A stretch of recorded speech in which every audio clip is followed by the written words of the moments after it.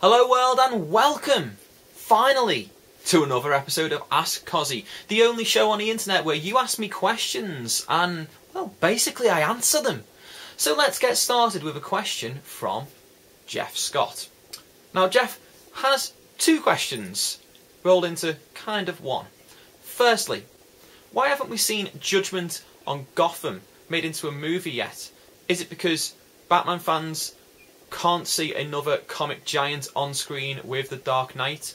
Or are movie execs lacking the testicular fortitude to make it?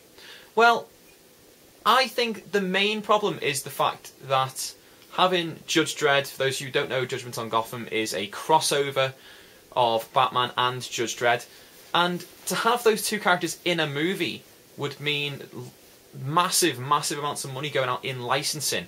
Obviously, Batman and all of DC Comics characters are owned by DC Comics, which in turn is owned by Warner Brothers, which is why they never struggle to get made into movies in the first place, in particular the Batman and Superman movies that we've seen throughout the last sort of 30 years.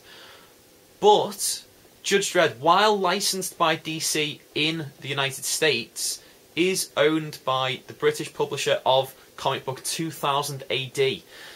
To make a Judgment on Gotham movie, both sides would have to be paid, would have to be split fairly on profits, on merchandising.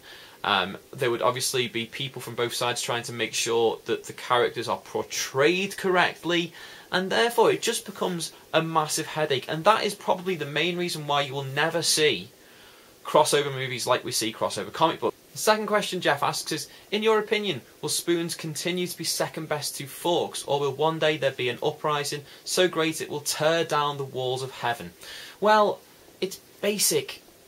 There is no first and second when it comes to forks and spoons, because, as everybody knows, God made forks and spoons equal and in his image, because God is a spork. Andrew Calloway asks, if you were going to make a Hulk movie that was actually good, how would you go about it? Well, the Hulk is a difficult case. He's a character that is very popular, but has been mishandled. Now, if I was going to make a Hulk movie, I would take elements of, obviously, his original comic book origin. I would take elements from the original TV series, the 70s and 80s, which was hugely popular, and it's why, one of the reasons why, anyway, the Hulk has become so popular over the last 30 years. And I would take elements of both of the previous movies. Now, the Ang Lee movie is very long and very drawn out, but is very dramatic and handles the character of Banner particularly well, and also handled the turning into the Hulk well. When we look at the last Hulk movie, I think Edward Norton was a fantastic choice for the movie, but his Banner wasn't handled as well as the previous one, but his Hulk was a lot better. So, what do we need? We need, at the very start, we need the setup, why Bruce Banner becomes the Hulk. We need a strong Banner, and we need a strong Hulk. Now, with Mark Ruffalo, we might actually have that. So we might be able to go back and have another Hulk movie that is strong, because he's a good actor, and although I was dubious at first, I think from what I've seen, clips of the Avengers, he looks like he's going to be very good. They also need a strong villain. Now, the Hulk universe is full of strong villains, as we saw with Abomination, who didn't get enough time, in my opinion, in the last movie. So, you could reboot it, have Abomination again. You could have someone like The Leader. You could have Doc Samson. There is a plethora of villains there that could be used. Hey, you could even go back and have General Ross, and then have General Ross transform into the Red Hulk for one of the other movies, if you were going to do a series.